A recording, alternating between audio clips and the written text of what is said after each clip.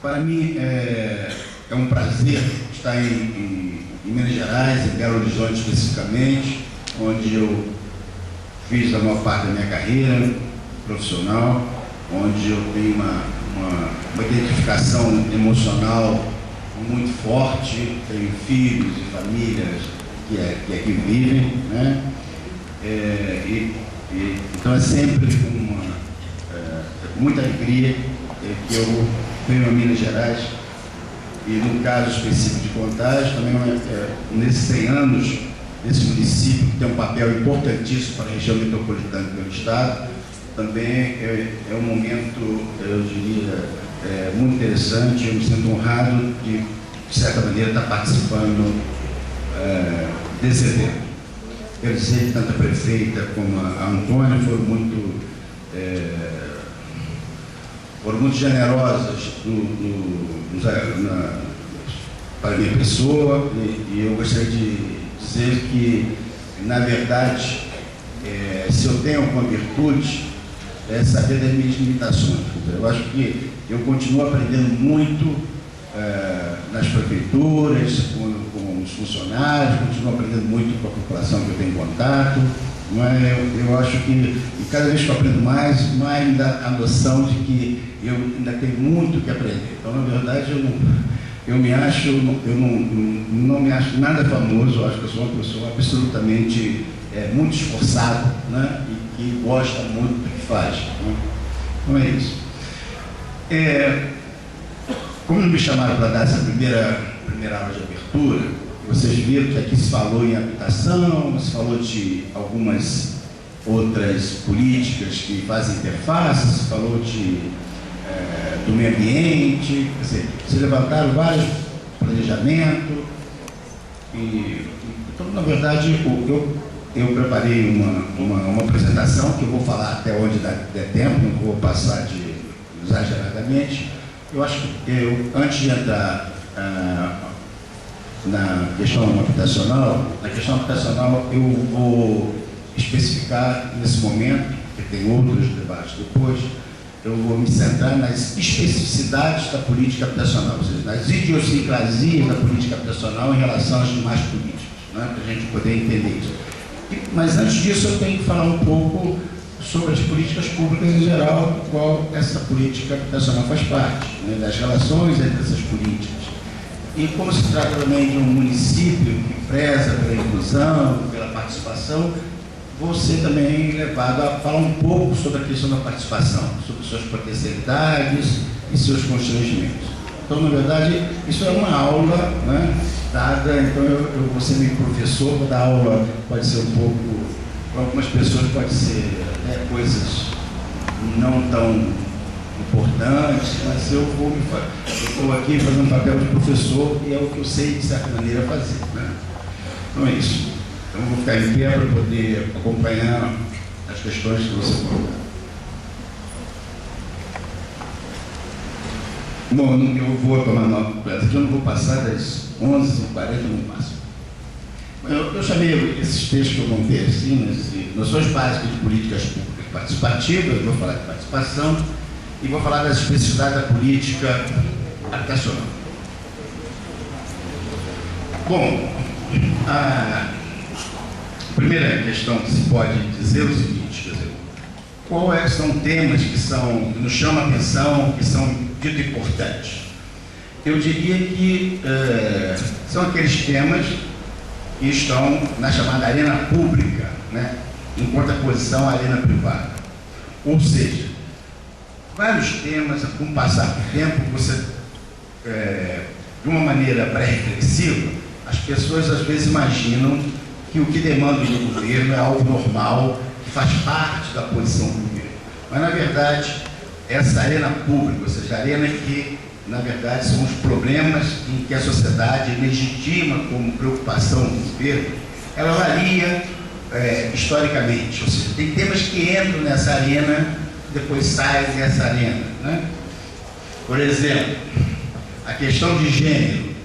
Durante muitos anos, a questão de gênero tinha até um ditado popular que dizia: briga de marido e mulher, ninguém mete a colher, não é? Quer dizer, isso era gênero privado. Depois, com os movimentos feministas, que aqui em Minas foram importantes, né? Me lembro dos anos 70, aqui, o slogan, quem ama não mata, né? E isso, a questão de gênero passou a ser um tema que interessa a população como um todo. Então entrou na arena pública. Durante o governo Getúlio Vargas, todas as indústrias de base, né, não só a Petrobras, que depois veio depois, mas a questão da siderurgia era algo estratégico, algo que fazia parte, era fundamental para o desenvolvimento do país. Então a questão, por exemplo, do ferro, da siderurgia, era um tema que é um tema da arena pública. Hoje em dia, a produção de aço é tão difundida, tem uma superprodução de tal maneira que a questão da produção do aço virou um problema mais, quer dizer, tem uma regulação tal, mas não é um problema básico da arena pública, né? Eu estou só lembrando casos que entram e saem. Como é que se define... Não, tem que voltar, não acabei de falar tudo, não. Como é que se define um problema público? Quer dizer, um problema que entra na arena pública. Isso é importante também. Não é em função, como a gente pode pensar à primeira vista, das questões intrínsecas, ou que o cientista pode imaginar, da questão da importância concreta que pode afetar uma determinada comunidade. Isso pode até ajudar, mas se nós formos ler a história, nós vamos ver, por exemplo, que no início do século XIX, final do século XVIII, a situação de Paris, a situação de Londres, em termos de meio ambiente, em termos de falta de esgoto, em termos de saneamento, era algo terrível. Apesar disso, esse não era um tema visto como prioritário. Como também não era um tema prioritário a questão da jornada de trabalho, que as pessoas trabalhavam 14 horas por dia, criança trabalhava, quer dizer, não é a situação de pior problemas concretos que leva um problema a ser considerado um problema público. Isso depende do quê? Depende de grupos e de uma percepção de uma comunidade de que aquele problema realmente merece entrar na área pública. Hoje, quando a gente fala, por exemplo, de saúde, todo mundo diz, o governo, a saúde não está funcionando, temos que comprar o governo. Isso faz muito sentido. Mas se fôssemos, por exemplo, voltar atrás, em 1937, alguém pediu se alguns líderes sindicais pedissem uma audiência com o Washington Luiz e falassem que estava com problema de saúde pessoais, estava difícil, ele ia falar, olha, isso é problema seu, problema individual, o Estado não tem nada a ver com isso. Não tem dinheiro, vai para a Beneficência Portuguesa, a associação de... Né? Quer dizer, então, não é uma questão isso é bom frisar isso, por quê? Porque queremos ou gostemos ou não, a importância de um determinado problema depende muito do apoio que esse problema tem na sociedade e dos atores da sociedade, a maior parte. Exemplo, a malária mata muito mais gente no mundo do que a AIDS. Não quero subestimar a importância da AIDS. Mas a AIDS tem um investimento, né, dezenas de vezes mais importante em termos de preocupação do que a malária. Por que isso? Porque o grupo que apoia e que é prejudicado pela AIDS, né, entre outras coisas, também não é só o sul, né, mas o norte, onde tem muita gente rica, e a AIDS é uma doença muito democrática, que ela não tem diferença de norte, sul, de burguês, proletário, atinge todo mundo, né? Então, na verdade, tem quando um número maior de pessoas se põe de acordo com uma determinada política, ela tem mais chance de ser priorizada. Então, essa é uma questão que eu acho importante de ser colocada. No Brasil, durante muito tempo, a gente tinha a política era só, política de saúde, por exemplo, era só políticas de saúde coletiva, quando tinha um surto de uma doença, de uma cólera, etc. A questão individual não era muito levada em conta. Agora, além disso, entrar na agenda pública, né, o número da nossa agenda pública é muito amplo. O meio ambiente entrou na agenda pública brasileira há pouco tempo. Você sabe que até os anos 60 o Brasil fez papel de, né, não muito bonito na primeira conferência de Estocolmo. Brasil, China, fazer um papel de que esse negócio de meio ambiente era uma bobagem total, que os ricos que não poderiam deixar os pobres se desenvolver. Teve até na época do regime militar, um governador, de Santa Catarina, que fez um cartaz dizendo assim: industrial, traga a sua poluição para o nosso estado. Quer dizer, é um negócio, né? Só com o tempo que as coisas foram mudando. É claro que a pressão do movimento verde na Europa, as publicações nacionais e internacionais dos estudos sobre os cientistas, tudo isso fizeram com que isso fosse ser mudado. Mas, então a agenda pública hoje nossa é bastante ampla. Agora, há também uma diferença, que aí às vezes passa batido, entre a agenda pública e a agenda de decisão. O que eu quero dizer com isso? A agenda pública é tão ampla que nem todo prefeito, nem todo governador, nem todo presidente pode dizer que tudo é prioritário. Aquela pessoa que diz que tudo é prioritário, na verdade, nada é prioritário. Né? Quer dizer, você tem que ter uma certa prioridade. Então, não basta estar na agenda pública, mas uma grande importância para cada determinada política é ela entrar na agenda de decisão. Como é que entra na agenda de decisão? Aí tem uma outra questão que também é importante. Eu estou chamando aqui a diferença entre policy e política. No palavreado, na linguagem portuguesa, nós usamos políticas com vários significados. Na verdade, política significa tanto, aliás, aqui significa várias coisas, né? Mais do que a gente podia imaginar. Política significa tanto a questão parlamentar, de disputa ou prioridades, significa a questão também da política não parlamentar, mas de pressão dos movimentos sociais, etc., sobre a demanda dos dirigentes, mas significa também políticas públicas, ou seja, determinado tipo de políticas públicas que se quer implementar. Isso confunde um pouco a cabeça, né? Já no jargão, na discussão anglo-saxônica, há uma diferença muito grande. Eles chamam de policy, políticas públicas, e de politique, toda essa questão de poder, né?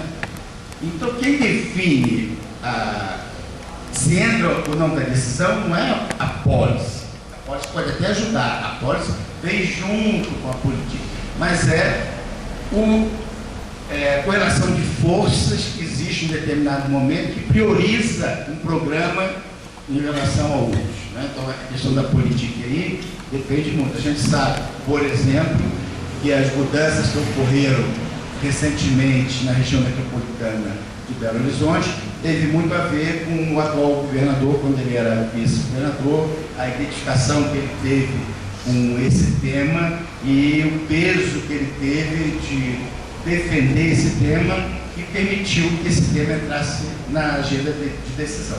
Não é? Não foi uma... E às vezes, então, a agenda de decisão, às vezes abre uma janela em determinadas circunstâncias e às vezes você não aproveita esse momento, deixa passar essa correlação de força mútua e você não aprova mais nada. Então separar política de policy é muito importante para que a gente entenda algumas coisas. A policy a gente faz muito na universidade, né? Também quando o governo decide politicamente, através da política, por implementar algumas questões, ele usa os seus técnicos e às vezes chama também o pessoal da universidade para poder ajudar na montagem de uma policy, uma política pública. Né? Mas assim, os países fortes, se a gente pegar o caso do Obama, por que o Obama em 6 meses pode fazer tantas mudanças? Porque grande parte dessa discussão de policy sobre política de saúde americana, de controle de banco, de regulação da atuação de banco, já existiu nas revistas norte-americanas, em termos de debate.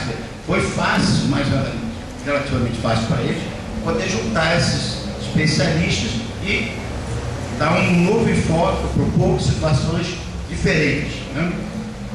O que eu quero dizer? Eu quero dizer que a policy é muito importante, mesmo na policy há discussões nos congressos, algumas posturas são mais hegemônicas, parece que tem mais condição de sucesso, outras menos, Mas, de toda forma, ela só se implementa quando você tem a questão do poder político que decide. Né? Salvador Allende dizia o seguinte: a universidade é muito importante, mas as grandes mudanças não passam somente pela porta da universidade. São decididas pelos movimentos sociais, são decididas nos parlamentos, né? Esse tipo de coisa. Bom, em termos de política pública, nós vamos nos centrar, antes de entrar na questão da política habitacional. Tem várias definições de política pública, mas eu gosto muito dessa definição, que me parece uma definição muito bem interessante, que diz o seguinte: política pública é tudo que o governo faz, deixa de fazer, e os impactos de suas ações e de suas omissões. Significa o quê? Significa que a não política é uma política, tem efeito. Não só o que se faz tem efeito, mas o que se deixa de fazer também tem impacto. Então essa é uma definição de política pública que me parece bem interessante. A outra questão também importante, a gente pode pensar duas dimensões das políticas públicas. Né? Busca de consenso. Quanto maior for o consenso sobre um determinado tipo de política, melhores são as condições de devem ser aprovadas e ser implementadas. Porque maior consenso na política, né, na disputa, seja na Câmara de Vereadores, seja na Câmara do Congresso Nacional, na Assembleia Legislativa, tem mais condições de passar, né, tem mais peso. Então, na verdade, maior consenso significa maior possibilidade de ser implementado. E a outra importância também de uma política pública é porque ela cria mecanismos em que você pode processar conflitos. Ou seja, as pessoas não têm que brigar, se arrebentar, porque você cria determinadas normas que têm legitimidade e fala o seguinte: bom, para participar desse programa de habitação popular, você tem que tentar entre renda média mensal até 3 salários mínimos. Já sabe que quem tiver mais do que isso está bem definido, não tem como entrar. Então, na verdade, ela ajuda a processar conflitos, não resolver conflitos é muito mais complicado, mas pelo menos processar conflitos com legitimidade. E esse consenso é interessante, né? Mas, pode passar. Ah, não, volta. Só mais uma observação. Mas o consenso, a gente deve dizer o seguinte: nem todo mundo que defende uma determinada política tem necessariamente os mesmos objetivos. O que eu quero dizer com isso? As políticas têm várias fases. Alguns atores estão mais interessados em uma fase até um determinado momento. Outros estão interessados em todos os momentos dessa política. Então, por vezes, por que é mais fácil construir uma escola do que botar a escola para funcionar? Por que é mais fácil conseguir verba com hospitais do que botar o hospital para funcionar? Porque, realmente, entre outras questões, além de ser mais fácil a construção, tem um maior número de pessoas e de grupos de pressão, seja no governo federal, seja no governo estadual, mesmo na prefeitura, e algumas prefeituras, que têm muito interesse na parte de construção. Né? O pessoal que trabalha com construções, empresários de construção, do Sinduscom, adoram, e é normal que seja assim, é racional, construir, né? Construir hospitais, construir. Agora, eles fazem a defesa disso até a construção. Acabou a construção, eles já estão interessados em construir outras coisas. Agora, as pessoas que têm depois complementar, funcionar, etc., já é pessoas que não têm tanta capacidade de pressionar os órgãos financiadores, às vezes, para colocar recursos. Então, na verdade, tem muito essa questão de que nem toda política, as instituições são muito assim. Todos têm a mesma situação. Do mesmo modo, eu vou adiantar uma questão, e não sei se vai dar tempo de falar, mas eu vou adiantar, que às vezes algumas pessoas ficam assim: olha, determinada política, isso aqui está escrito de uma maneira que não é muito clara. Né? Uma tradição institucional que nós temos, ou uma visão que tem muito a ver da perspectiva de análise de políticas públicas, que os americanos chamam de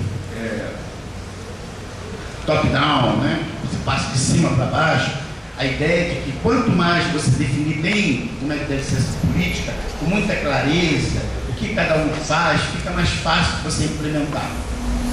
Agora, tem determinadas políticas que, para aumentar o número de defensores, as coisas não podem ser muito bem especificadas. Por que se for muito bem especificado? Porque se for muito bem especificado, tem briga. Então tem que ter uma maneira de escrever que todo mundo pode ter uma leitura diferente se achar contemplado. Então, isso tem um pouco a ver, quem já foi sindicalista, né, deve saber como é que você faz um panfleto a favor, contra o governo, e que tem posições diferentes. Tem que colocar, escrever de uma forma, né, que não é muito clara, mas que todos ali se sentem, de certa maneira, aceitável. E não pode radicalizar demais, também não pode deixar de falar mal, mas aí tem que... Né? Isso também ocorre, não é só na questão política, ocorre na diplomacia. Na diplomacia, quando vão se fazer algumas declarações, ficam horas e horas em cima de uma palavra. Né? Se essa palavra é em inglês, como é que usa, como é que não usa, porque aquilo é tudo feito, né, para dizer, bom, eu falei isso, mas é bem isso, a interpretação disso foi, né? Então, algumas questões de confusão não muito clara das políticas não é algo de ignorância, embora a gente não possa subestimar a ignorância. Né? A ignorância realmente existe, não vou entrar em contato aqui, mas passada a ignorância também existe. Mas tem situações que é como forma de você aumentar o apoio para essa política. Pode passar? Eu acho que tem 3 perguntas básicas quando a gente pensa em política, não é uma política habitacional, né? Essas 3 perguntas básicas tem que ser, eu acho que pode ser uma situação quando a gente vai analisar uma política, acho que uma forma mais simples, uma das formas possíveis, né? Tudo aqui é relativo, mais simples seria perguntar: quem vai financiar essa política? De onde vem a grana? Né? Quem vai implementar? Aí implementar tem a ver com a instituição que vai implementar, se ela tem condições de implementar, se ela tem vontade de implementar, se ela tem condições técnicas de implementar, e quem serão os beneficiados, no primeiro momento. E quando termina a política, quando ela depois de implementada, você vai ver se realmente foi implementado como se esperava, se o financiamento veio e se os beneficiários foram aqueles que foram beneficiados.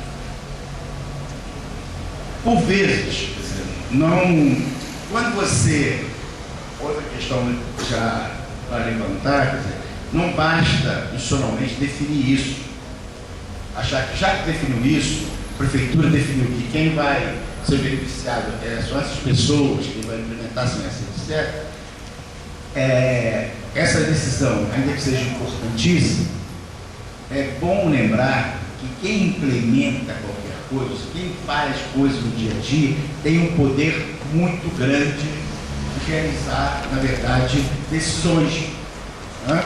Não é por acaso que determinados programas que foram feitos com uma determinada intenção ou para favorecer determinados grupos, quando você vai avaliar, ocorreu exatamente o contrário. Um exemplo histórico, conhecido, que tem muita coisa boa, mas também, né, que foi dito anteriormente, tem coisas boas e coisas muito boas, mas o Banco Nacional de Habitação é um exemplo disso. Ele foi feito fundamentalmente para atingir as famílias de baixo. Quando você depois avalia o que aconteceu, ele, na verdade, 70% das unidades foram para a classe média, classe média alta. Lá você teve uma redistribuição de rendas avessas. Tirou-se quem não tinha para dar para quem tinha. Né? Foi uma questão. Na prática, não foi que as pessoas eram más, estavam afins, mas a dificuldade de que os pobres pagassem, a necessidade de receber dinheiro, aí foram ajeitando na implementação. Você teve um resultado exatamente o oposto do que se imaginava. Quando eu digo 70% das unidades, é em termos de unidades. Quando você faz o cálculo em termos de dinheiro aplicado, aplicou-se 90% para a classe média e classe alta e 10% do pessoal mais pobre, salário, né? O que mudou muito em relação à situação atual. A situação atual no Brasil hoje, a grande diferença é a produção quantitativa em massa que atinge fortemente os setores de 3 a 5, de uma maneira também muito importante, o setor de 0 a 3. Essa é a grande novidade. Quantidade, depois de certo momento, faz a diferença.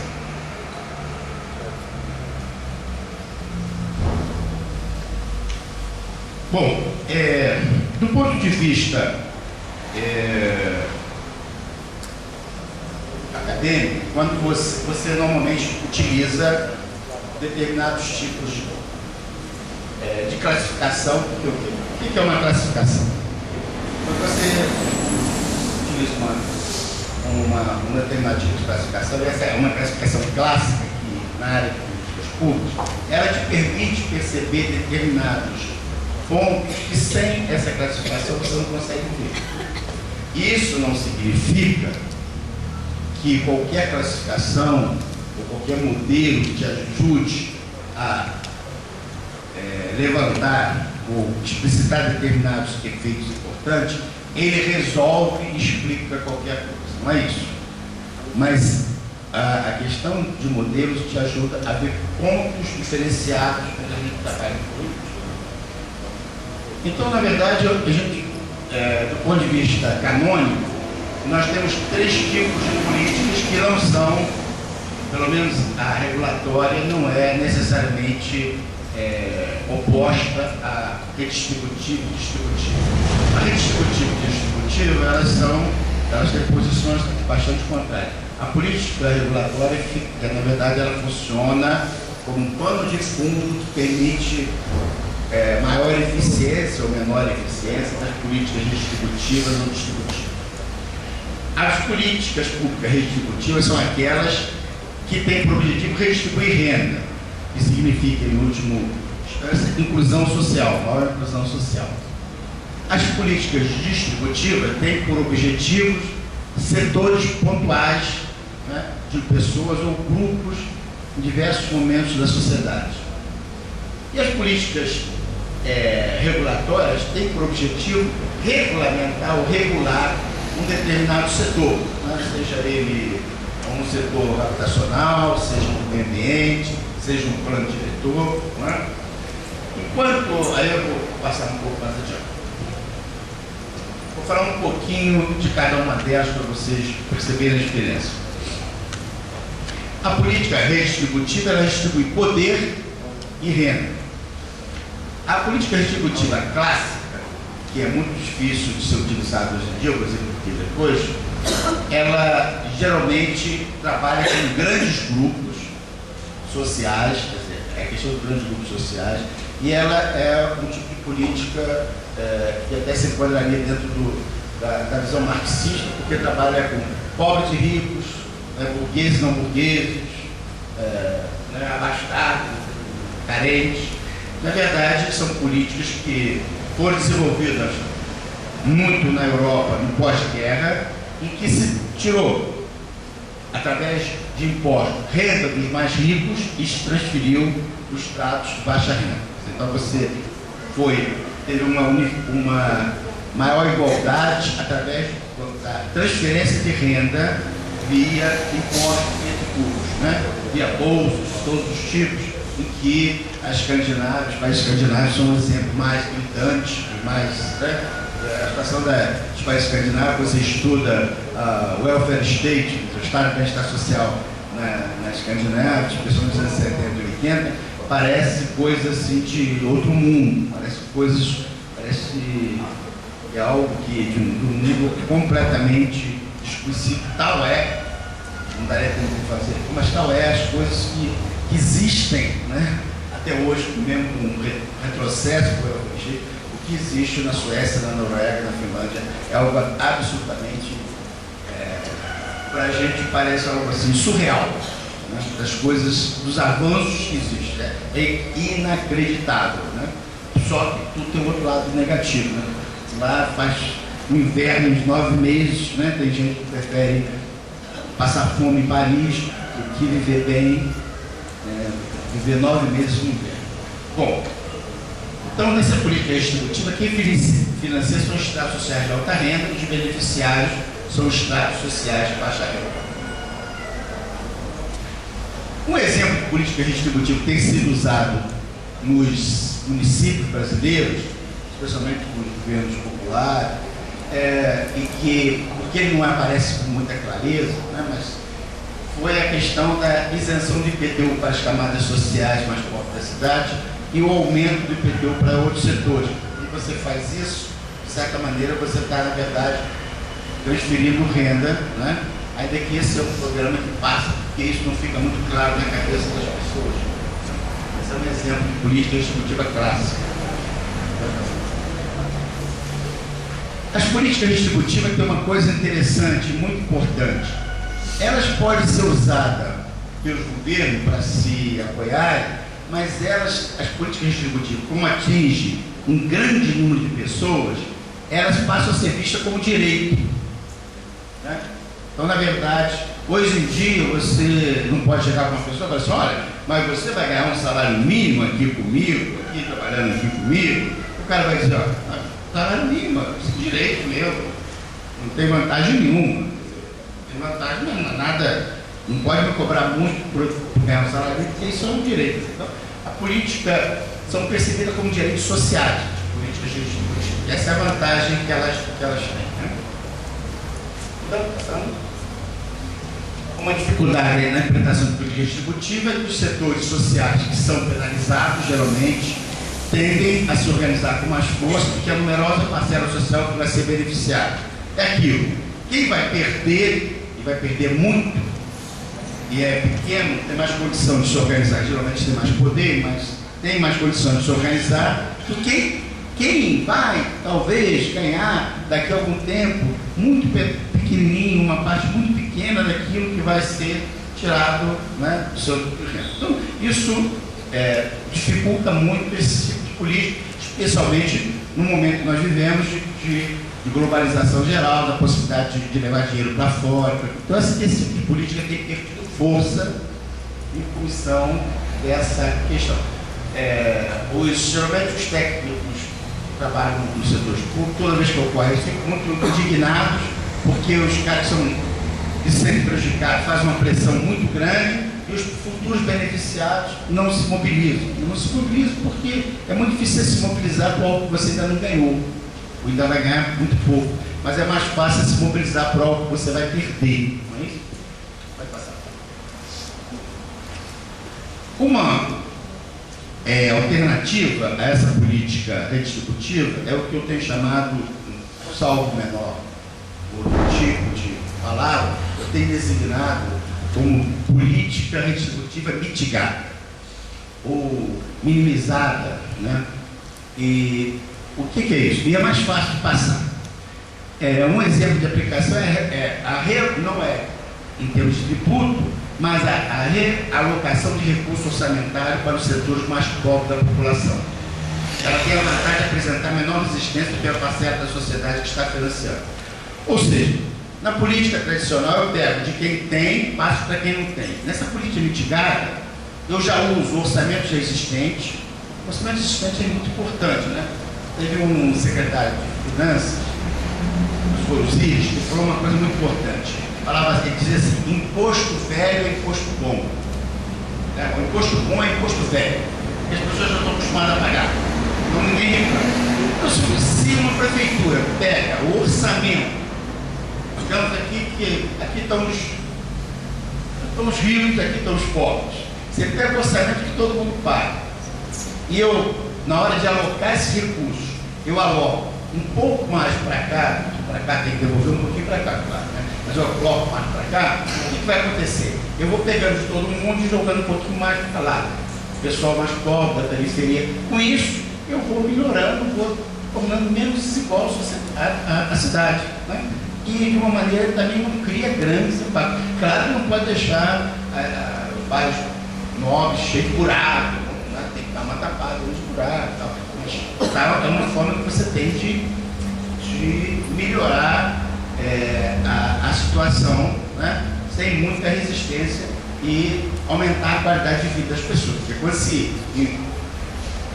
quando se investe em infraestrutura, em saneamento, em ônibus, em calçamento de rua, e não só conjuntura, habitacionais, judiciais, você realmente está melhorando no entorno da casa da pessoa, você está melhorando fundamentalmente essa realidade.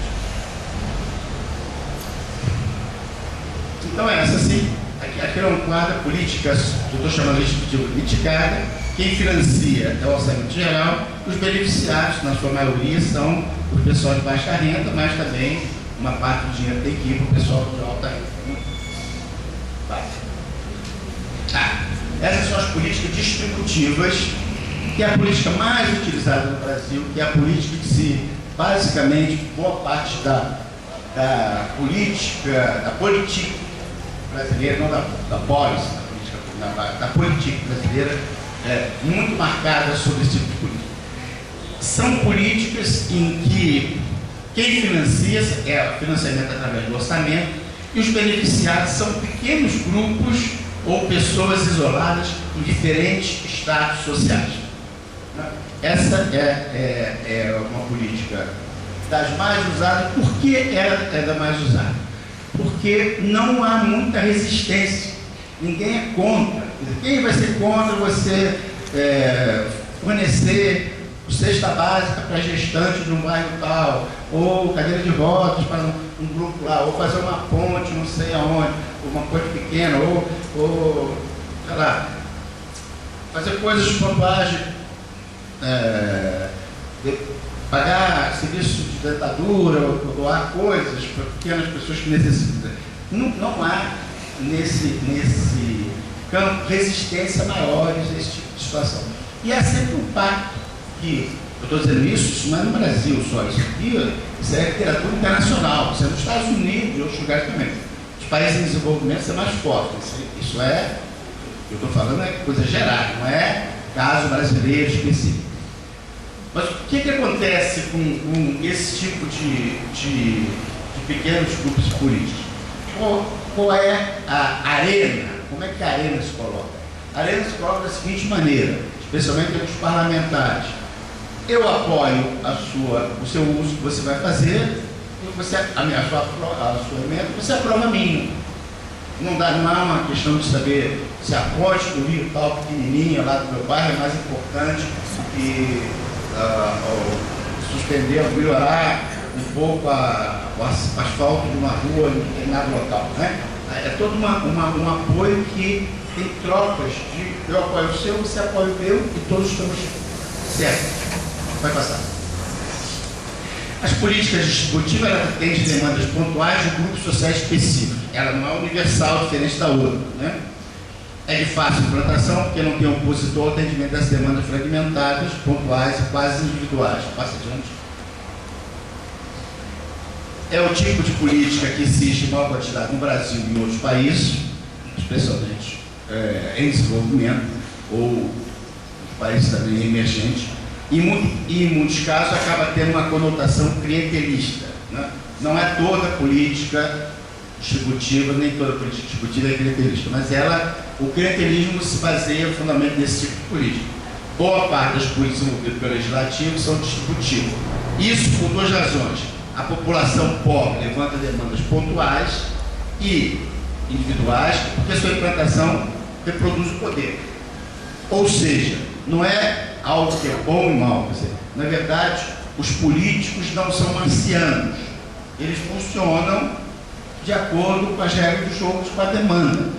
Embora a gente diga, os políticos, vereadores, deputados deviam legislar. Eu estou falando legislar, é fazer políticas regulatórias. Mas, na verdade, se você for e colocar um estagiário num gabinete de um vereador ou no gabinete de um deputado estadual, federal é diferente.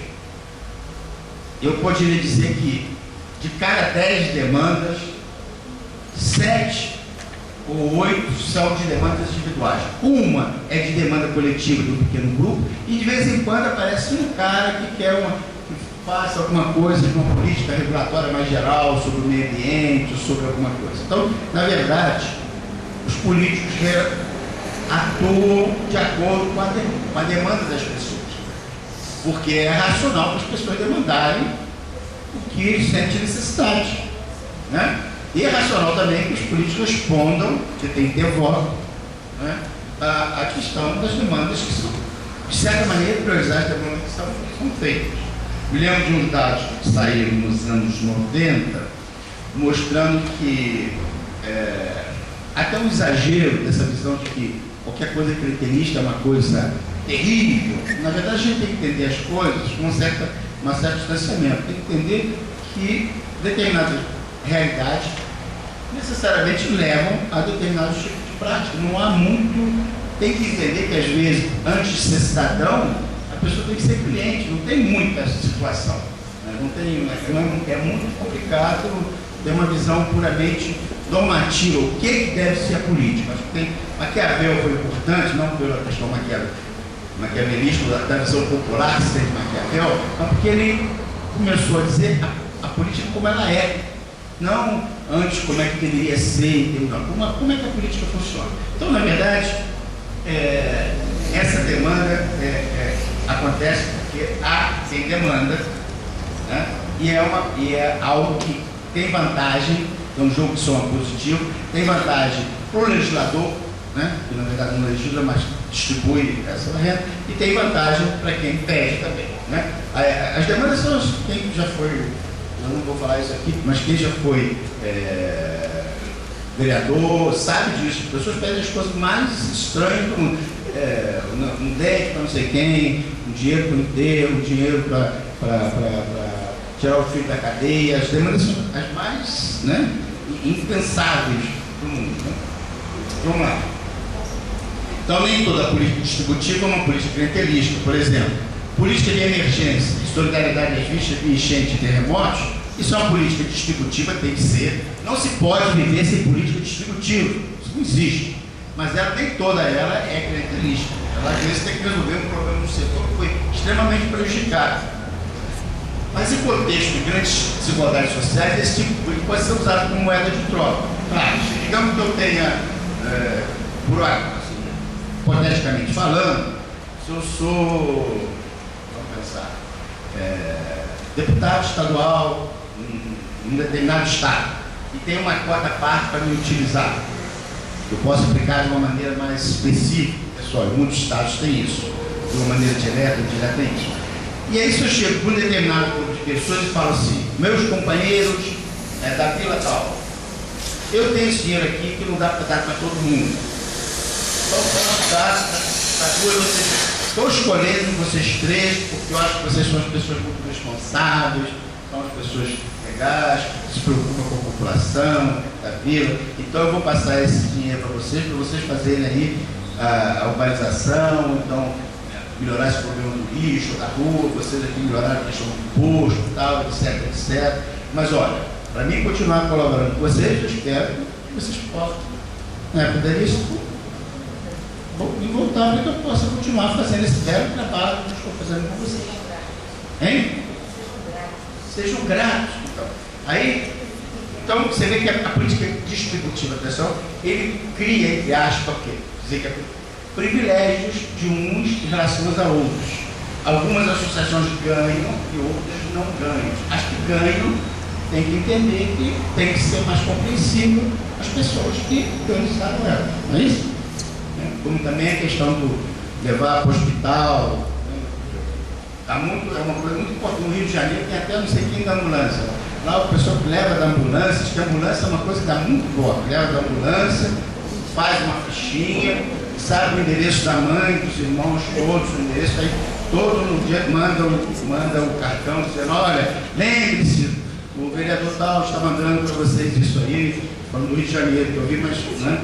E fique sabendo, isso é muito importante, quero que você, seu aniversário, feliz aniversário, não esqueça que eu só ver a sua mamãezinha, né, na próxima eleição. Quando você salva a mãe de alguém, são 5 ou 6 votos garantidos, o resto, até a moça morrer lá, o resto da vida. Então é uma coisa muito boa. Parceiro. Agora, as políticas clientelistas, as políticas distributivas, pode ser implantadas sem clientelismo? Pode. A forma de processar as demandas populares pode ser regulada e controlada socialmente através de política regulatória. Eu vou dar um exemplo.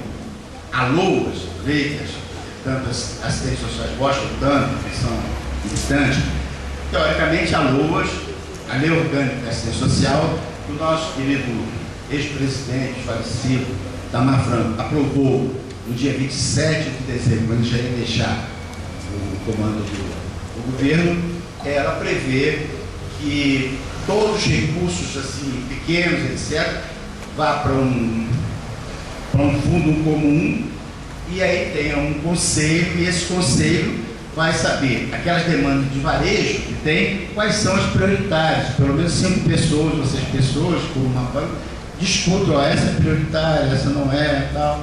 Há algum tipo digamos, de uma avaliação menos assim, direta. É claro que a LOAS tem grande dificuldade de ser implementada, entre outras coisas, porque eu acho que isso prejudica a campanha de atuação de determinados tipos de grande parte de vereadores que atuam, né, com esse tipo de situação. Né? Então, pode passar? Então, a LOAS pode possibilitar a implementação de política distributiva a partir de 10 anos universalista, né? Um exemplo é a implantação de conceito que permite entendimento de demandas pontuais com base em critérios mais justos. Né? Isso é uma possibilidade. A LOAS é forte em alguns lugares, mais fracas em outros, mas isso é um processo. A gente não deve ver isso como uma coisa ou mal ou bem. Existe isso, já é uma possibilidade. E dependendo das correlações de força, você avança ou retrocede, né? Mas eu acho que é uma possibilidade. Eu quero dizer que nem toda política distributiva tem que ser clientelista. Agora, os dados de 1990 diziam o seguinte, sobre o Partido dos Trabalhadores. Foi interessante. Durante um tempo, percebeu o seguinte, você sabe que o Partido dos Trabalhadores é um partido que cresceu sempre, né? Como aconteceu, aliás, com o PTB, começou muito pequeno em 45, até 64 foi crescendo.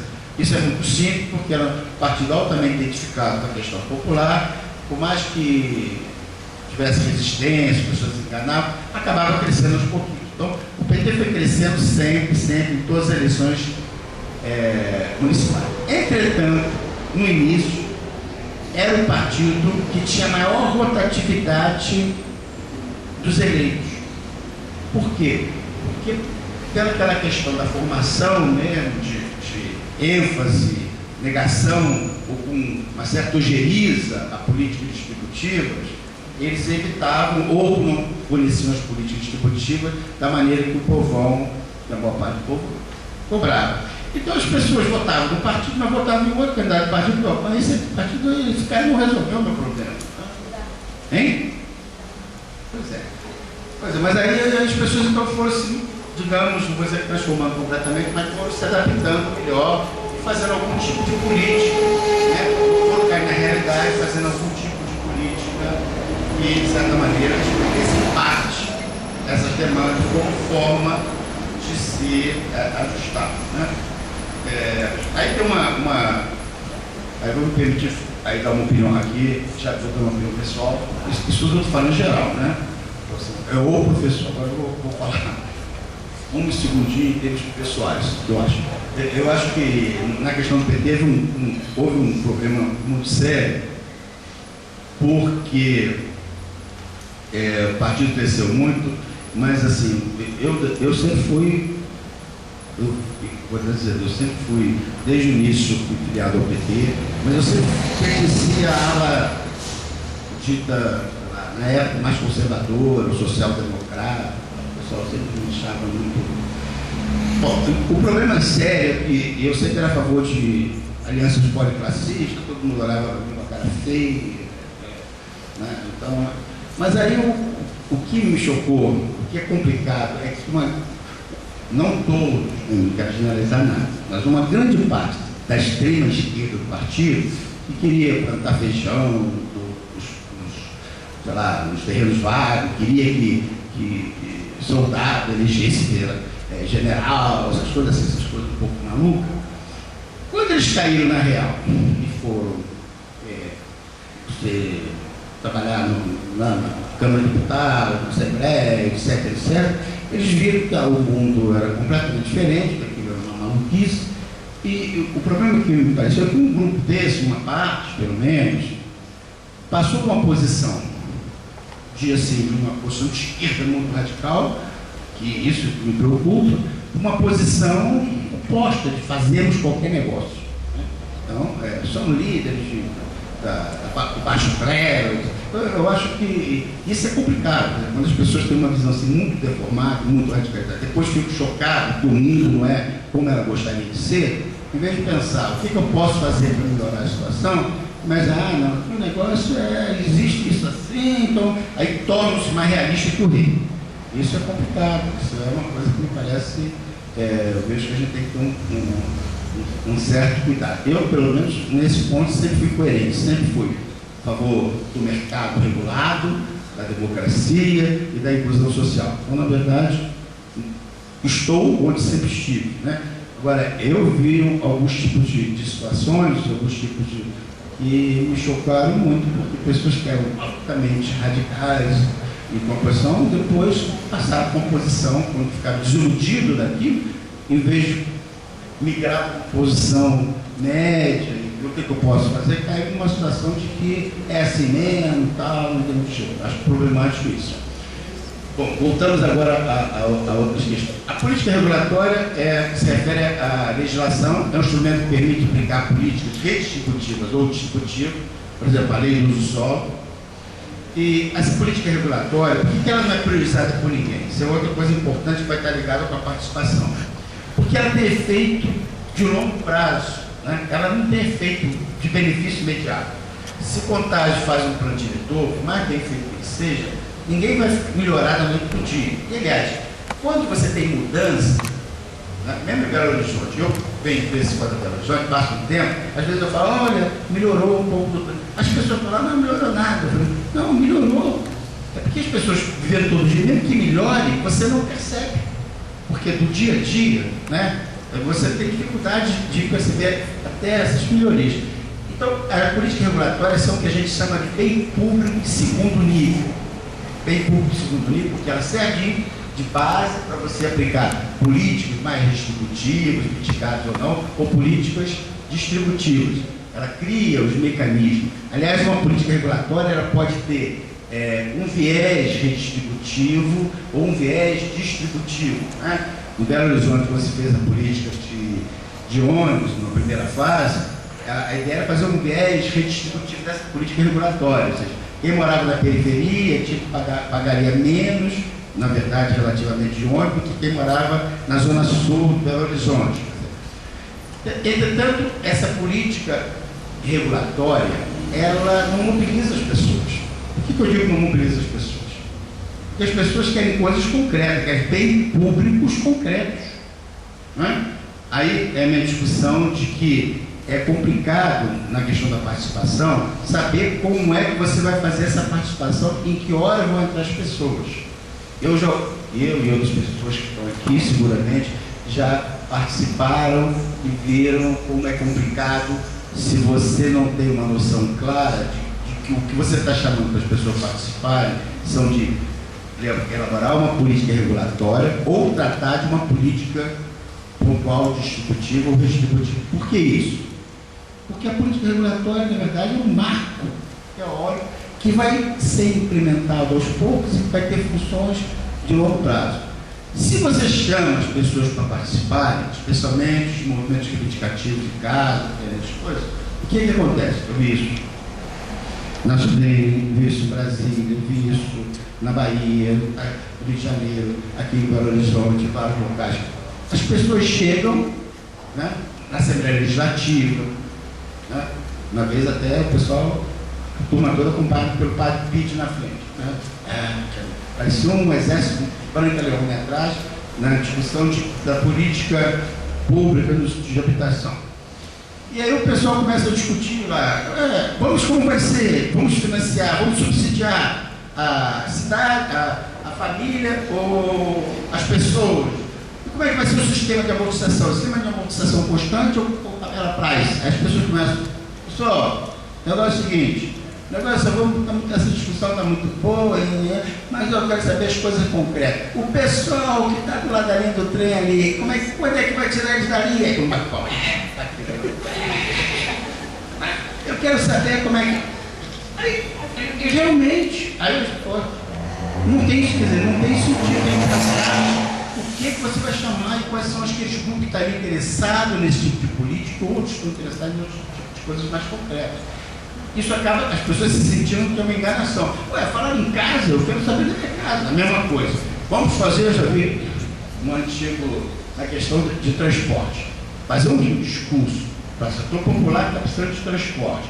Você explicar qual é a filosofia do transporte, como é que vai ser feito, o pessoal vai dizer para vocês, eu quero saber, meu amigo, é o seguinte, o ônibus está cheio, está quente. Como é que faz para me pegar um ônibus que seja vazio? Que eu possa, de sítio, é isso que eu quero andar de ônibus, que eu possa entrar no ônibus. Não entendo nesse negócio que vai ser assim, que vai passar o dinheiro para lá e para cá, e que tem tarifa é uma coisa, passagem é outra, que tem não sei o quê, umas planilhas que vai não sei o quê. Eu quero saber o seguinte, vai ter ônibus? Né? É esse tipo de situação. Então, eu acho que tem que ter muito cuidado para não misturar as coisas, para não ficar uma coisa assim, não tem tempo de falar, mas tem casos assim muito incríveis, daria para escrever um bocado de coisa sobre esse tipo de coisa. Bom, passamos então.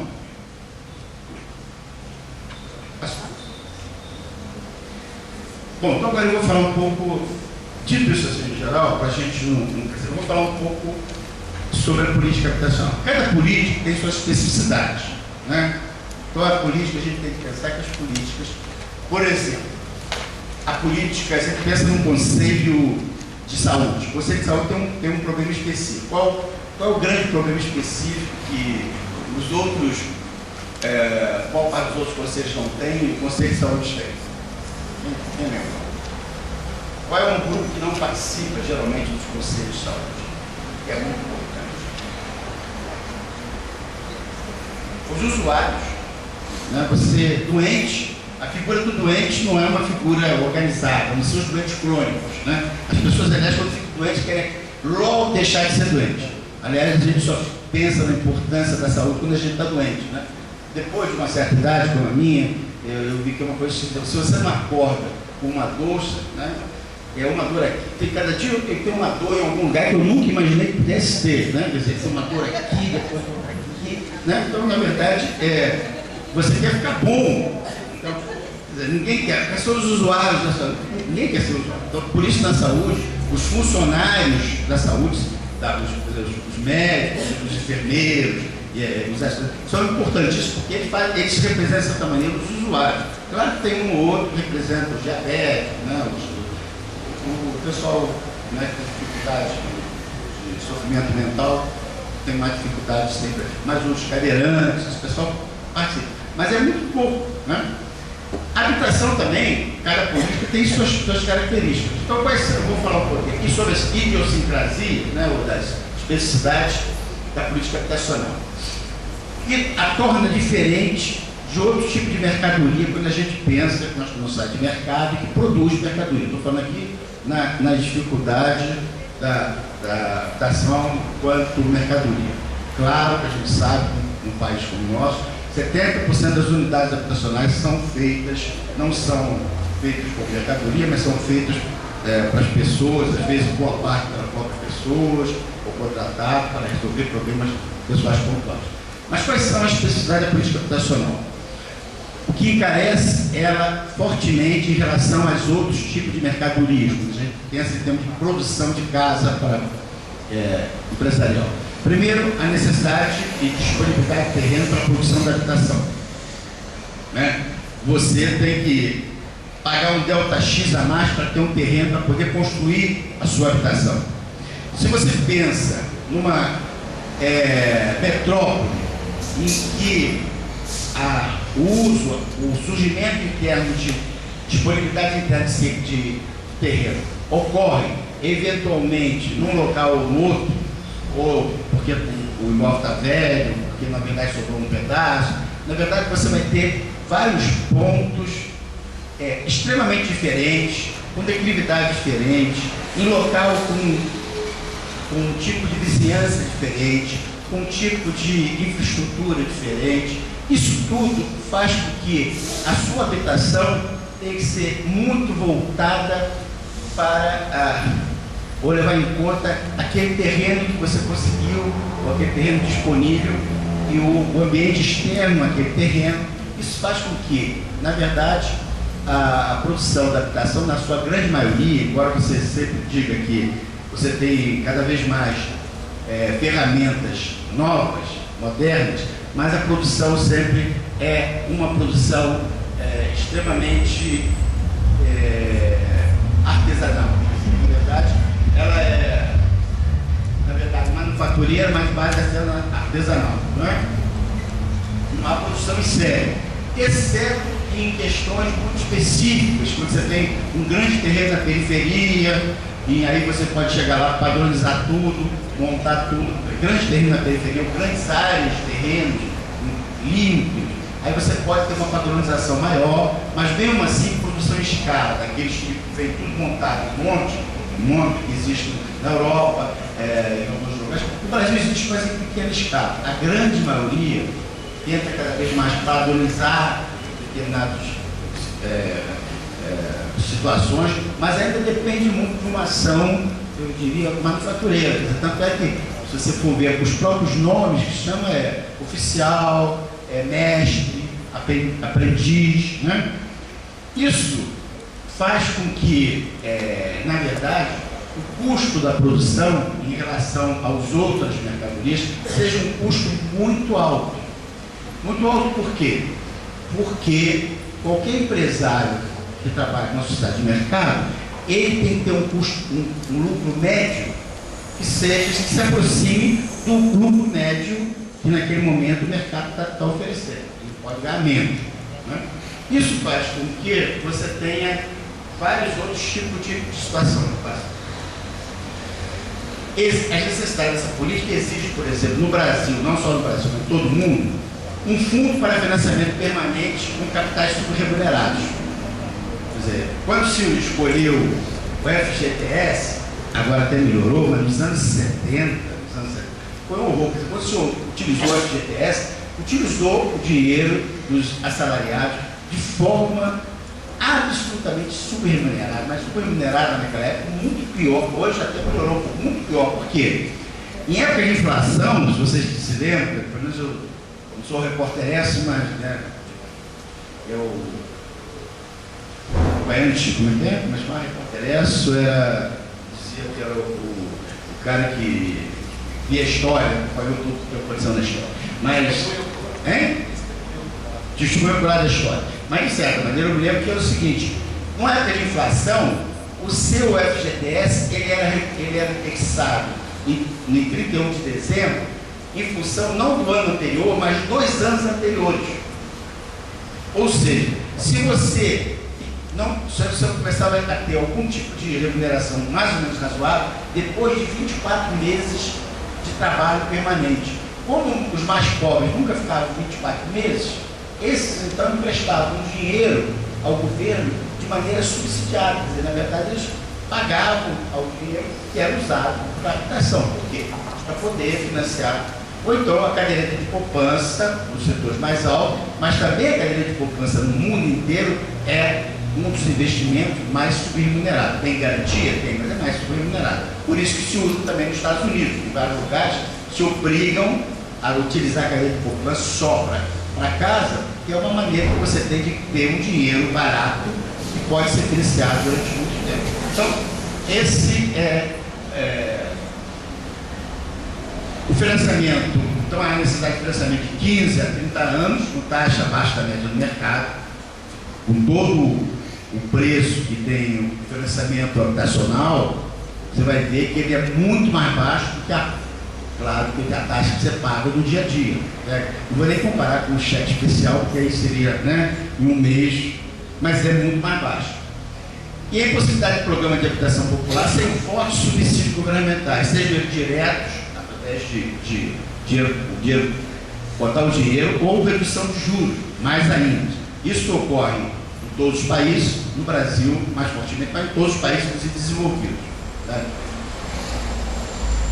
E aí, como é que esses atores da incorporação, só rapidamente, para a gente tem que saber quais são os atores que participam da fase mais avançada. Aí eu estou colocando de uma maneira mais separada, mas na verdade há uma possibilidade inúmera de mistura disso. Mas eles, se você pensar de uma maneira weberiana, dando uma função para cada um, você pode entender mais a lógica. O incorporador é aquele que, na verdade, ele articula os atores que participam.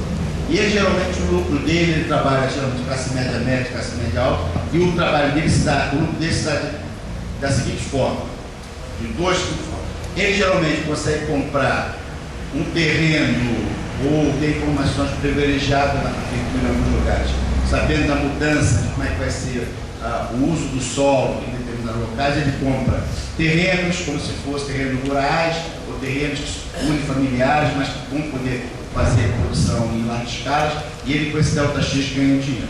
E outra maneira é criar novas formas de morar. Então, na verdade, quando se criou as garagens no primeiro momento, ou se criou a questão de suíte, ou depois piscina, são formas que você poderia cobrar um delta X a mais, né, e fazer uma distância. Então, o comprador geralmente ganha disso.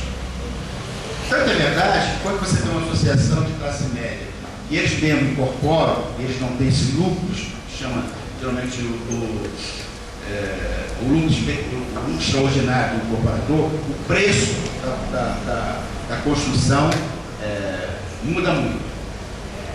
Depende também da linha de financiamento de parte ou do total da obra. O incorporador tem que conseguir, ou ele tem que ter o dinheiro todo, ou ele tem que conseguir uma parte desse financiamento, depende também das agências de financiamento. Tem a questão do vendedor do terreno, o escritório de arquitetura, o construtor. O construtor aí, ele é o cara que ganha mais pela questão industrial, pela produção industrial. Ele não está muito interessado em inventar histórias. Na verdade, tem pessoas que são boas construtoras, mas quando querem incorporar acabam dando errado. Tem gente que prefere só trabalhar como construtor e ganha aí como as corretoras imobiliárias e a linha de financiamento para a compra de imóvel do quem vai comprar. Como é que o governo atua para diminuir esses custos? Ele termina com o incorporador, é uma das coisas. Ele tenta baixar as linhas de financiamento. Ele tenta, na questão de venda de terreno, ele procura envolver outros atores, como a prefeitura, que entram com um terreno gratuito para infraestrutura.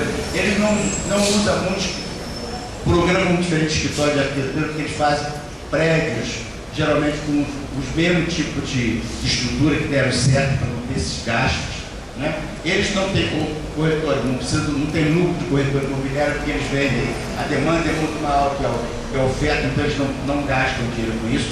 E a linha de financiamento para o morador, ela não só é colocada em custo mais baixo, ou ampliada para mais de 20 ou 30 anos. Pode passar. Então é retirar o incorporador, negociar com o construtor lucro unitário menor versus maior número de unidades, participação de outros órgãos públicos, por exemplo, prefeituras que fornecem terrenos gratuitos, serviços de infraestrutura, e são atuações do setor público para tentar viabilizar uma camada que tradicionalmente não pode ter acesso a esse tipo de situação.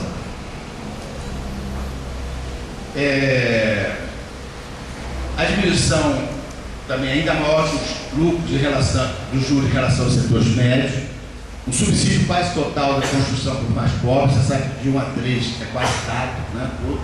E a ampliação do prazo de pagamento de 25 ou 30 anos para você poder viabilizar essa situação. Essas são as características que fazem com que, e essa é um pouco assim, de uma maneira muito simplória, a gente pode avançar depois da discussão, o que se faz para avançar nesse tipo de coisa. Eu não sei se eu tenho uns 10 minutos, vou falar, não vou falar tudo que eu marquei, mas vou falar algumas coisinhas aqui sobre problemas relativos à implementação de políticas públicas, como que primeiro aquilo que a gente falou, as interfaces entre as polícias setoriais, né? Isso diz respeito à inter-relação de diversas políticas, né? Da dificuldade de tratar essa interface, destaque-se a crescente especialização do poder público e a tendência de maximização do desempenho de cada um dos órgãos do poder público. O que é que eu quero dizer com isso? Eu quero dizer com isso que não dá para pensar, por exemplo, habitação separado de transporte, separado de meio ambiente, separado de várias de saneamento. Não dá para pensar isso. Às vezes você resolve determinados problemas. O problema de saúde mesmo também é a mesma coisa. Você às vezes resolve o problema de saúde, não medicina curativa, mas um determinado bairro resolve mais com a questão do investimento em saneamento. Se você investir em saneamento, resolve o impacto sobre a saúde é muito maior do que botar médico para dar vermífugo para as crianças tomar todo tipo, né? Agora, por que isso é difícil? Isso é difícil porque também a administração pública ser eficiente dividiu as políticas em vários setores.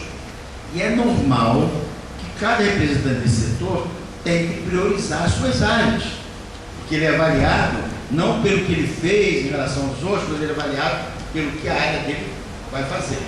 Então apesar que ocorra uma interface muito grande, essa coordenação e essa atuação de interface é algo que tem que ser buscado com muito carinho. Tá?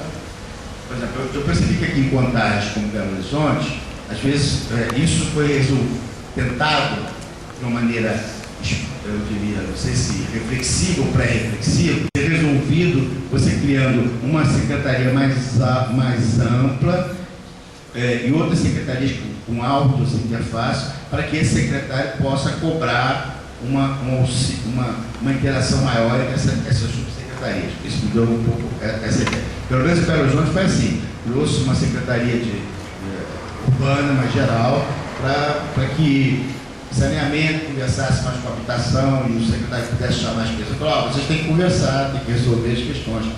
Mas, de toda forma, esse trade-off entre as várias políticas são fundamentais, né? Isso não é simples de ser resolvido, mas são fundamentais.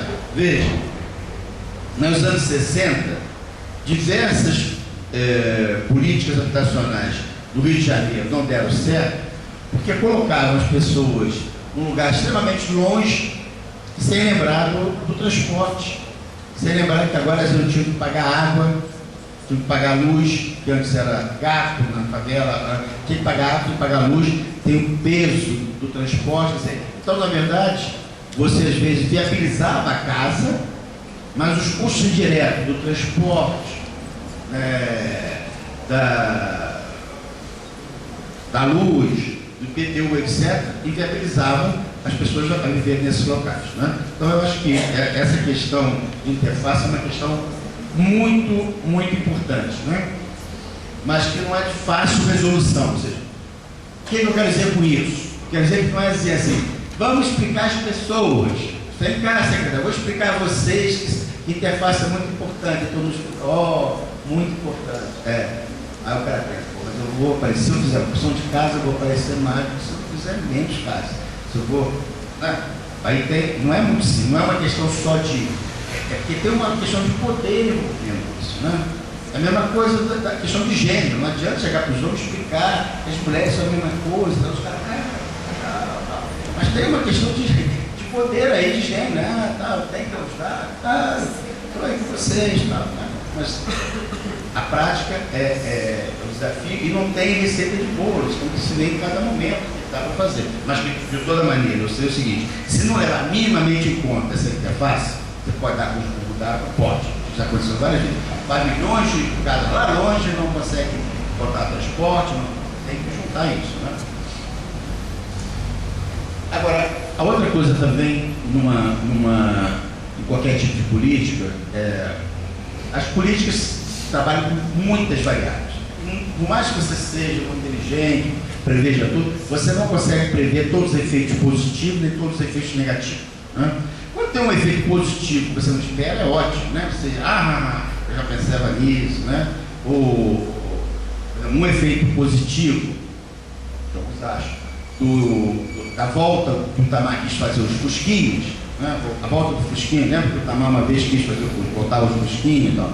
O efeito positivo foi que criou-se uma linha de carros de até 1000, que virou chamado erradamente de carro popular, eu acho que não tem nada, mas de toda maneira, chama-se carro popular, né? E que é mais barato e tal, com efeito positivo não esperado. Agora, infelizmente, a maior parte dos efeitos não esperados são negativos. E isso não há como resolver completamente. Mas há também, a não ser em algumas casas, na economia está muito avançada. A economia já sabe, se você der um aperto, o que vai acontecer. Então você já sabe que tem que fazer várias medidas para poder minimizar esse efeito perverso. Você vai dar um ajuste orçamentário forte, sabe que vai ter desemprego, então você vai ter que aumentar as bolsas. De toda forma, há uma maneira razoável, mínima, de evitar os efeitos perversos mais gritantes. Geralmente há um exercício, quando você monta o formato institucional de uma determinada proposta de política habitacional, de intervenção habitacional, você pode fazer uma espécie de teatro em que cada pessoa representa um ator, né? Partindo do princípio, evidentemente, que todos são racionais, embora na prática nem todo mundo é racional, mas na média as pessoas tendem a ser racionais. Então você fala assim, frente a isso, como é que funcionaria o Sinduscom? Como é que funcionaria a associação de bairro? Como é que funcionaria o banco? Aí cada um tenta, dentro daquela lógica, procurar saber o que ele tenderia a fazer. Na verdade, a maior parte das pessoas nacionais, quando, por exemplo, muda o imposto de renda, o que a gente faz? Você olha lá e fala assim, eu vou ver o que eu posso aproveitar para pagar o mínimo possível, né? Levar todas as vantagens que a gente disse que é bom que fizeram com a mudança e tentar pagar o menos possível. Se você faz esse jogo, você percebe uma porção de coisas e já evita os erros mais grosseiros, né? Eu me lembro de um caso no município, que uma primeira-dama resolveu fazer um programa que ela achava que era muito interessante, que era, antes de ter Bolsa Família, essas coisas todas, ela ia botar os menininhos lá, que era um lugar que passava fundo de carro, os menininhos pobres, com um uniformezinho que a prefeitura ia dar, para encher os pneus dos carros. Já ligava o jeito dos carros. E o cara tinha que obrigado a trabalhar de manhã, estudar de manhã ou estudar de tarde. Se ele deixasse cair, perdia aquele. Aí botou os menininhos todos, os uniformezinhos e tal.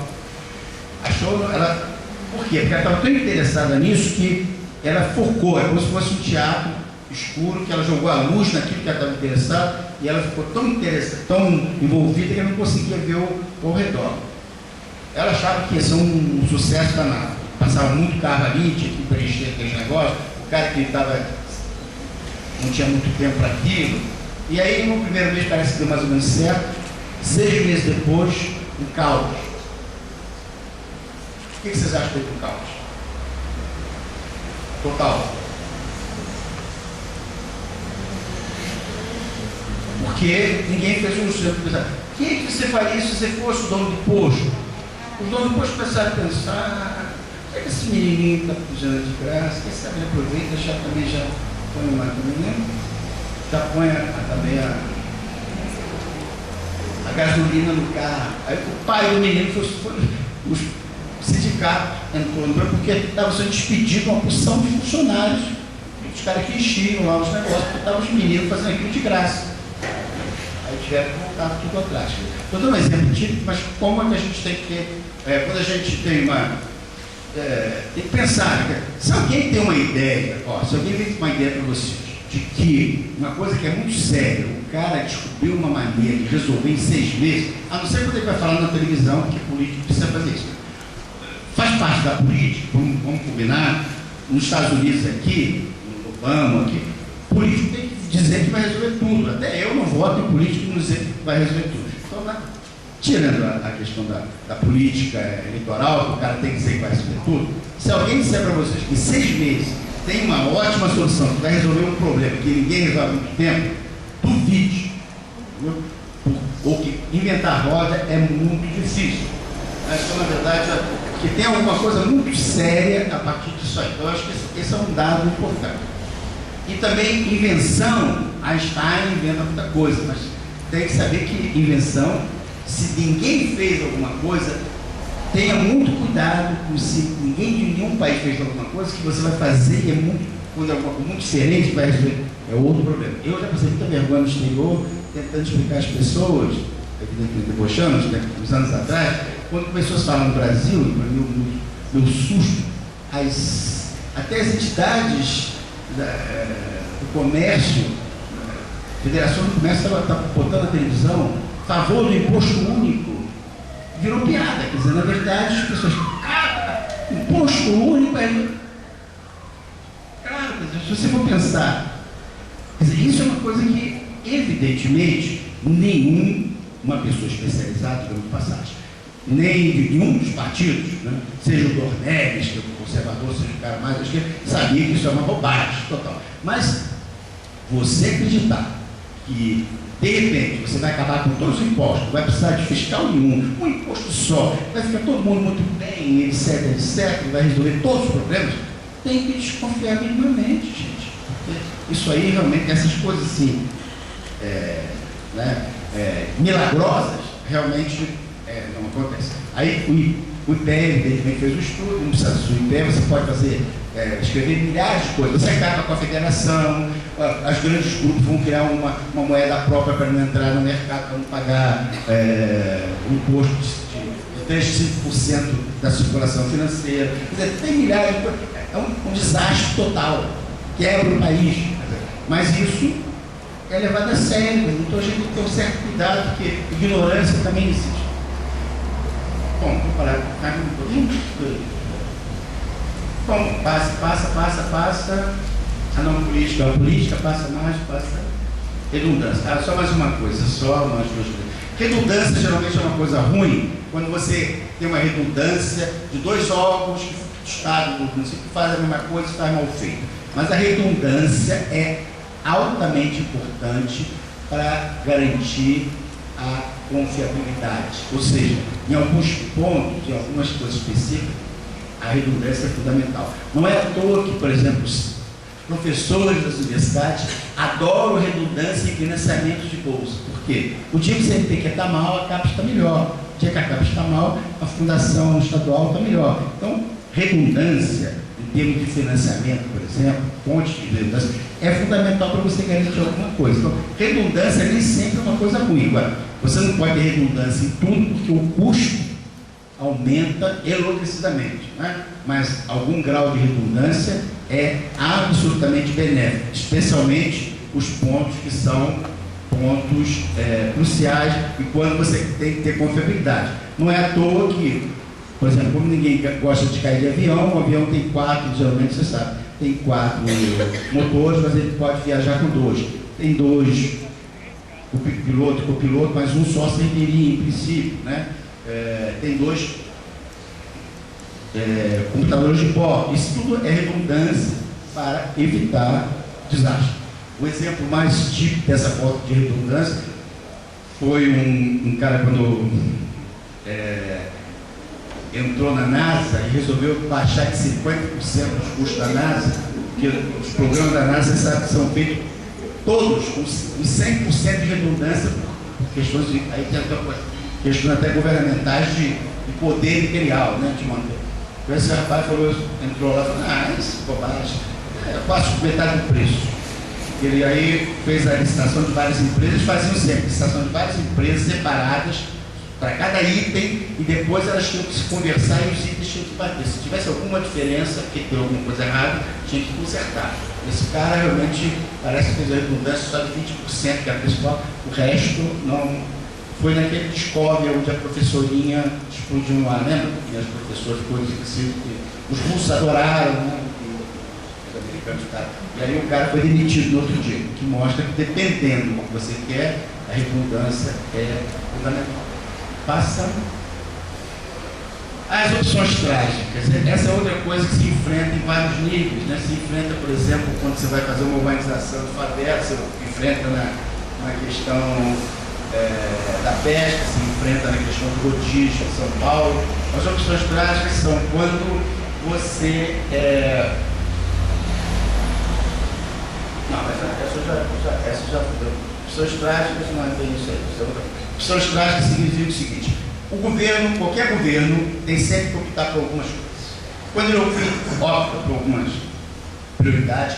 Ele não pode, não há recurso para tocar todas. Então tem uma questão sempre de que qualquer governo, por melhor que seja, a oposição sempre pode, no final do debate, mostrar uma opção de coisas que poderiam ser feitas e não foram feitas. Então isso é algo que você pode minimizar isso quando você faz opções mais participativas né, ou, em vez de questionar essa centralização. Mas as opções práticas são algo que é inevitável em qualquer governo. Não tem tragédias comuns, vou parar por aí. Senão eu já quero parar por aqui, a gente pode discutir. Tragédias comuns é o seguinte, estava falando assim, tragédias comuns é quando você não tem condições de coordenação muito geral de determinados locais. Exemplo, se você tem um rio que passa dentro de uma vila, o rapaz da vila que está ali fala assim, já está todo mundo jogando lixo no rio. Aí ele pensa, pô, eu não vou pegar meu lixo, sair com esse lixo, descer lá embaixo para botar lá. Primeiro, meu lixo é um lixozinho pequeno, só jogo ali, e depois eu vou fazer isso, meus colegas, ninguém está fazendo isso, só eu, não vai mudar nada. Então eu continuo fazendo a mesma coisa. E aí quando chove, está todo mundo, né, dançado. A mesma coisa tem, por exemplo, na época do DEFES, de caranguejo lá no Rio Grande do Sul, que acabou com os caranguejos do Espírito Santo. Era proibido na época pescar caranguejo, mas o pessoal falava, eu não vou pescar, vou me danar, e os caras vão continuar pescando. Eu sei que se eu pescar vai ser ruim, porque vai acabar e todos nós vamos, né, vamos entrar, todos nós vamos para um buraco. Mas é mais racional eu pescar agora, pelo menos não passar fome, onde ir agora, já que os outros vão continuar pegando, do que eu deixar de pegar, porque aí eu vou ser triplamente prejudicado. Esse tipo de coisa exige políticas muito atuantes do governo. Uma prêmio Nobel que ganhou o prêmio Nobel ano passado, propunha várias regras, de participar de vários níveis de governo, de fazer várias coisas para tentar evitar a tragédia dos comuns. A tragédia dos comuns é algo que é complicado. A expansão de vilas. Você tem uma vila e fala, não, então vamos urbanizar essa vila. Você vai lá, a vila já aumentou, mas aí você fala, como é que... Ah, o cara, não, mas é só um puxadinho, eu preciso puxar. Não, mas um outro puxadinho. É muito complicado, a não ser que você tenha o envolvimento dessas pessoas, algo que as pessoas comprem, que não vão permitir, ou ou cresce assim, ou cresce em termos verticais. Em Belo Horizonte, você sabe que alguns tipos de vírus comunidades que foram saneadas, elas agora estão com tal número de pessoas já, que os esgotos já não estão aguentando a questão dessa situação. Então, essa tragédia dos comuns é algo também complicado, não é uma questão fácil. Até que a moça aí que ganhou o prêmio Nobel, eu fui ler lá o texto, achei que ela dava uma questão de ideias, não resolvia dentro do problema, mas de toda maneira é um tema que não é tema brasileiro, é um tema mais geral. Eu tinha que falar sobre participação, mas eu vou só, não vou passar mais para o slide, vou só falar 3 minutos, dizendo duas coisas que a gente tem que pensar. A participação, a gente tem que pensar, ela tem dois tipos de participação. Uma é a participação dos conselhos. A participação dos conselhos tem a ver com essas políticas regulatórias, então, que os conselhos de habitação fazem, os conselhos de saúde fazem, e definir grandes regras. Então, isso é uma política regulatória. E tem outra participação, que é uma participação mais localizada, o cara que participa em algo que vai ser feito no bairro dele. Essa é uma participação que eu chamaria de restrita, né, ou instrumental. E essa outra é uma participação que eu chamaria de ampliada, ou não ampliada, porque é nessa participação ampliada que se define as regras para o município em geral. E eu quero fazer uma ligação dessas duas coisas com duas outras coisas que são tipos de associativismo, porque dependendo do tipo de associativismo, eles vão preferir participar de uma coisa ou de outra. Por exemplo, organizações reivindicativas, como associações de bairros, ou movimento por casa, ou movimento por transporte, eles estão preocupados com coisas muito locais. Então, elas estão reivindicando questões de resolução de problemas concretos. Essas pessoas estão muito interessadas em, não interessadas em definir regras geral, elas estão interessadas no transporte localizado naquele bairro. Então, essas pessoas tendem, são muito boas para atuar dessa forma. Às vezes, quando essas pessoas entram num conselho de transporte ou de habitação do nível geral, eu já vi coisas pelo estilo: ó, meu amigo, é o seguinte, se vocês botarem as casas que eu quero com meu pai, eu aprovo, se vocês falarem, eu aprovo, não estou nem aí. Quer dizer, na verdade, por quê? Porque a visão dele não é nenhuma sacanagem, está voltada, e a demanda dele, a legitimidade dele, está voltada para esse lado. Agora, tem outro tipo de associativismo, que a gente pode chamar de movimentos sociais, a sua acepção clássica, que ele não se baseia em interesses só materiais, de mudança, embora ele possa participar disso com legitimidade do que ele quer alcançar. Mas são os movimentos sociais, por isso que a gente tem que usar movimentos sociais como cuidado, porque movimentos sociais, na verdade, o que eles são grupos de pessoas que se identificam com valores relativos a uma dimensão da realidade, seja ela de gênero, seja ela de discriminação, seja ela a favor ambiental. E elas, nesse sentido, o que une essas pessoas é a questão de compartilhar valores. E elas querem mudar o mundo no que diz respeito a esses valores. Mudar ou evitar que ele mude. Porque tanto o movimento como a segregação racial é um movimento social, que quer mudar, acabar com a segregação, a Ku Klux Klan também é um movimento social, que quer manter a hegemonia da raça branca, né, nos Estados Unidos. Então, esses pessoal são movidos por valores. Então, esse pessoal que é movido por valores tem muito mais interesse em participar desses conselhos. Por quê? Porque aí ele vai tentar colocar os valores dele em algo legítimo que vai, de certa maneira, obrigar todas as pessoas a seguirem aquelas normas. Entendeu? Então, separar um pouco movimentos sociais, claro, que é aquele que, através de persuasão, ou através até de violência, ou através de qualquer outra coisa, tenta mudar ou evitar que mude determinada realidade, determinada dimensão da realidade, a partir de determinada concepção e de interiorização de determinados valores.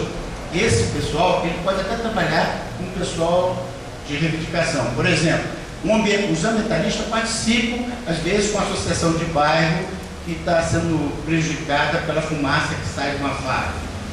Mas enquanto essas pessoas desse bairro estão interessadas em melhorar a questão da fábrica para parar a doença das suas crianças, o pessoal ambientalista que vai lá, ele está interessado nisso, obviamente, vai estar interessado lá em fazer um projetinho de assim, está vendo? Isso aqui tem que ser feito aqui, mas tem que ser feito em outros lugares também. Está vendo? Você vai ter que defender o meio ambiente mais geral. Deu para ver a diferença?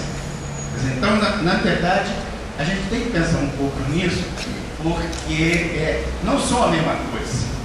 Não é uma. Quer dizer, até a base de sustentação é outra. A base de sustentação de uma associação de bairro entra desde o dono da fábrica até o cara completamente diferente, entra o católico, o evangélico, o comunista, o anarquista, o que não é nada, todos em termos de um bem material concreto.